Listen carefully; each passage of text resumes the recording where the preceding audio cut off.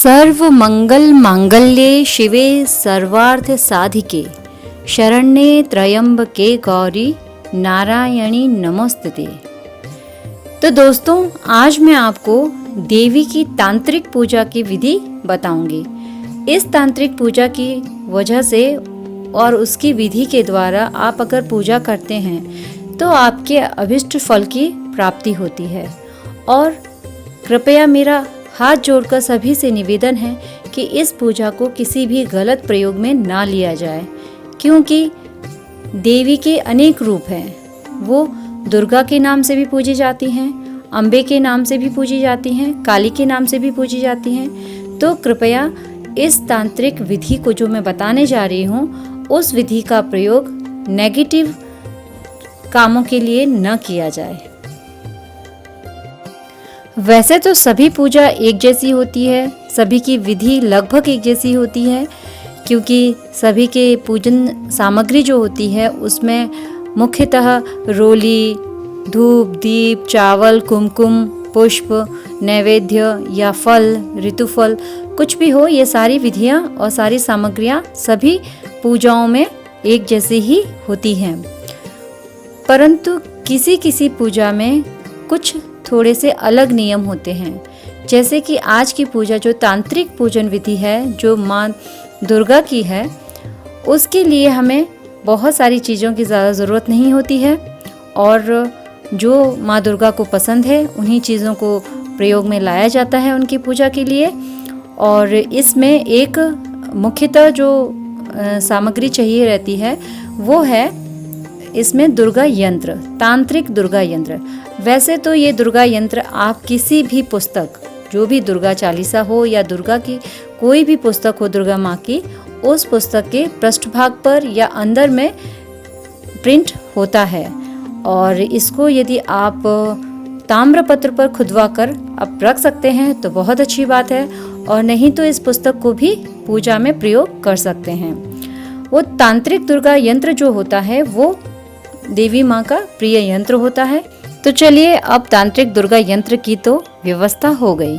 अब हमें इसके लिए सामग्री की ज़रूरत होगी। तो सामग्री बहुत ज़्यादा नहीं लगती है, जैसा कि मैंने पहले भी बोला है। इसमें रोली, कुमकुम, चावल, फूल, फल और कुछ मीठा प्रसाद के रूप में रख सकते हैं आप। ठीक है, यथासंभव जो आपकी शक्ति हो और जो आपके पास उपलब्ध हो वो आप प्रसाद में रख सकते हैं। तो अब चलिए आपको इसकी विधि बताते हैं कि आपको पूजा किस तरह से करनी चाहिए।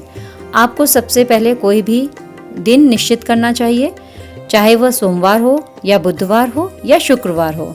आपको एक दिन कोई निश्चित कर लेना चाहिए कि इस दिन मुझे ये पूजा करनी है। आपको एक पाटा रखना चाहिए, पटा जिसको बोलते हैं, और उसके ऊपर लाल रंग का कोई भी कपड़ा बिछा सकते हैं। उसके ऊपर आप या तो स्वास्तिक बना सकते हैं, और ये सारे काम आपको प्रातः काल स्नान आदि से निवृत्त होकर करने चाहिए। फिर उसके बाद आपको पाटे के ऊपर आपको या तो स्वस्तिक बना सकते हैं, आप चंदन से बना सकते हैं, आप आटे से बना सकते हैं, आप चावल से बना सकते हैं, या अष्टदल कमल बना सकते हैं। ठीक है, और उसको बनाने के बाद आपको जो तांत्रिक दुर्गा यंत्र मैंने आपको बताया है, या तो आप ताम्रपत्र पर खुदवा लीजिए तो आपके पास ही सदा रहेगा, और या फिर आप दुर्गा चालीसा की कोई भी पुस्तक हो, अंदर में कहीं पर भी वो ताम्रपत्र का आपको चित्र दिखाई देगा, तो आप उसको भी पूजा में प्रयोग में ला सकते हैं। तो आपको उसके बाद पाटे पर वो यंत्र रखना है। माँ दुर्गा की कोई मूर्ति हो या कोई तस्वीर हो तो आप उसमें पूजा में रख सकते हैं। फिर उसके बाद आपको एक कलश पानी भर कर रखना है। कलश के नीचे चावल रखिए, थोड़े से चावल के ऊपर पानी का कलश रखिए, और उसके अंदर पानी भरा हुआ होना चाहिए, और पानी के अंदर आपको एक सिक्का रखना है। 1 रुपए का सिक्का डाल सकते हैं, थोड़े चावल, गंगा जल और शहद, ये 4 चीज़ें आप उस पात्र में डाल सकते हैं। और डालने के बाद इसके ऊपर या आम पत्ता हो तो आप आम पत्ता भी रख सकते हैं, और उसके बाद उसके ऊपर एक कटोरी रखिए। कटोरी के अंदर आपको कोई भी फल रखना है, किसी भी तरह का फल ले सकते हैं, नारियल हो तो नारियल ले सकते हैं, या कोई भी आम, कुछ भी कोई भी फल ले सकते हैं, आप उसके ऊपर रख सकते हैं। फिर उसके बाद आपको माँ की पूजा शुरू करनी है। सर्वप्रथम आपको रोली कुमकुम चलाकर माँ को रोली लगाना है। उसके बाद अक्षत, ऐसे चावल लेने हैं, अक्षत का मतलब चावल होता है, ऐसे चावल लेने हैं जो कि टूटे ना हो। आपको माँ को चावल अर्पित करने हैं। फिर उसके बाद मौली अर्पित कर सकते हैं।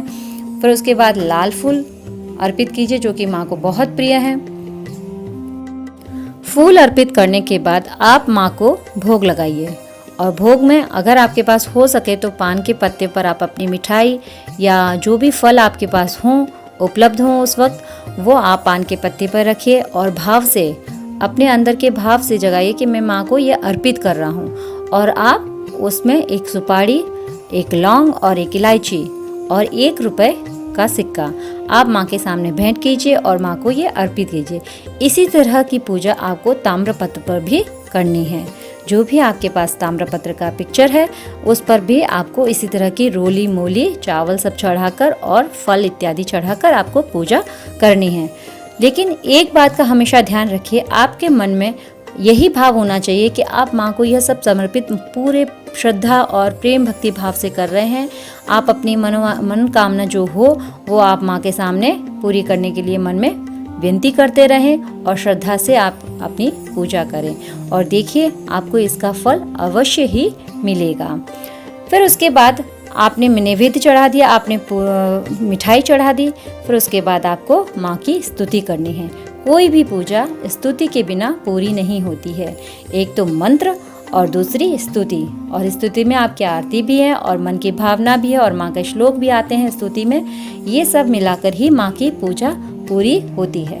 उसके बाद एक पुष्प हाथ में लेकर आपको ओम सर्व मंगल मांगल्ये शिवे सर्वार्थ साधिके शरण्ये त्र्यंबके गौरी नारायणी नमोस्तुते, इस तरह स्तोत्र की पाठ करने के बाद आपको वो पुष्प माँ के चरणों में अर्पित कर देना चाहिए। और उसके बाद पाठ के अंत में आपको ये पूजा हो जाए, जब आपने पुष्प माँ के चढ़ा दिया, फिर उसके बाद आपको दुर्गा चालीसा का पाठ करना चाहिए। अगर आपके घर में दुर्गा चालीसा है तो वेल एंड गुड, और अगर नहीं है तो आपको इतनी चिंता करने की ज़रूरत नहीं है। दुर्गा चालीसा आप ऑनलाइन भी आप सुन सकते हैं। और अगर मेरे चैनल को सब्सक्राइब कर दिया है तो मैं आगे आने वाली वीडियो में मैं दुर्गा चालीसा को हिंदी अनुवाद सहित आपके सामने पेश करूँगी, और उसको भी आप बजा सकते हैं और आप उसको याद भी कर सकते हैं। तो इस तरह दुर्गा चालीसा का पाठ करने के बाद आपको पाठ के अंत में आपको ओम ह्रीम दुम दुर्गाय नमः, ये जो मंत्र है बहुत ही शक्तिशाली मंत्र है माँ का, और इस मंत्र का जाप आपको 108 बार आपको माला पर करनी है। और माला कौन सी होनी चाहिए? माँ की सबसे प्रसिद्ध माला है, माँ को जो माला सबसे प्रिय है, तुलसी माला या सफ़ेद चंदन की माला। तो आप माँ की पूजा आप या तो तुलसी माला पर भी कर सकते हैं और चंदन की सफ़ेद माला पर भी कर सकते हैं। तो आपको ये जो मंत्र है वो मैं फिर से रिपीट कर रही हूँ, ओम ह्रीम दुम दुर्गाय नमः। इस मंत्र का 108 बार जाप करने से आपके अभिष्ट फल की आपको प्राप्ति निश्चित ही होती है। और इस पूजन विधि में आपको पूरी श्रद्धा भक्ति से पूजा करनी है और माँ के सामने अपनी तकलीफ़ों को, अपने दुखों को, अपने मनोवांछित कामनाओं को रखना है कि मेरी ये अभिष्ट कामना है, उसको पूरी करने के लिए माँ से विनती कीजिए। और आप नियमित जिस दिन आप ये व्रत विधि शुरू कर रहे हैं उसी दिन आपको अगले सप्ताह में आपको उसी दिन इसी तरह व्रत विधि करनी है। और आपको यह संकल्प लेना है कि आपको 11 या 21 आपको दिन इसी तरह विधि करनी है, विधि से पूजन करना है। तो आपके निश्चित ही आपके अभिष्ट कामनाओं की पूर्ति होगी और इसमें बिल्कुल भी संदेह नहीं है कि पूजन विधि करने के बाद आपको एक बात का ज़रूर ध्यान रखना है कि कोई भी पूजा आपको एक दिन करने से फल नहीं मिलता है। आपको यह इसी तरह पूजा आपको कम से कम 11 या 21 दिनों तक करनी है। आप 21 दिन तक लगातार भी कर सकते हैं, और अगर आप चाहें तो किसी एक दिन को पकड़ कर चलिए तो एक दिन के हिसाब से आपको हफ्ता में अगर एक दिन करने हैं तो आपको 21 हफ्ते तक आपको ये पूजा करनी है। और विधि से जिस तरह से मैंने विधि बताई है उसी तरह पूरे श्रद्धा भक्ति से करने हैं। और सबसे आखिरी में आपको इसकी उद्यापन भी करनी है।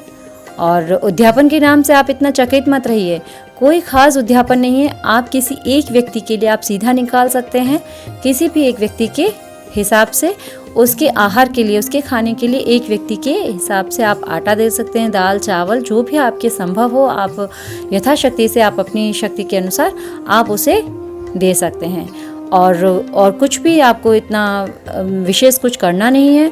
और हर पूजन विधि के समाप्त होने के बाद, समापन होने के बाद आपको माँ की आरती करनी है और प्रसाद को सभी में वितरित करना है। और अपने लिए भी प्रसाद बचा के रखिए और उसको ग्रहण अवश्य कीजिए। कोई भी भूल और कोई भी चूक हो तो आपको क्षमा प्रार्थना ज़रूर करनी चाहिए माँ के सामने।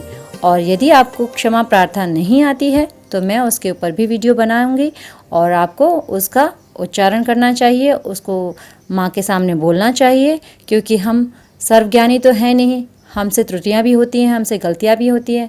हम कोई भगवान के अवतार तो है नहीं है, तो हमसे भी गलतियां होती हैं। तो अपनी गलतियों के लिए क्षमा मांगनी चाहिए, जो भी गलतियां, जो भी पाप किए हैं उनके लिए क्षमा मांगनी चाहिए माँ से।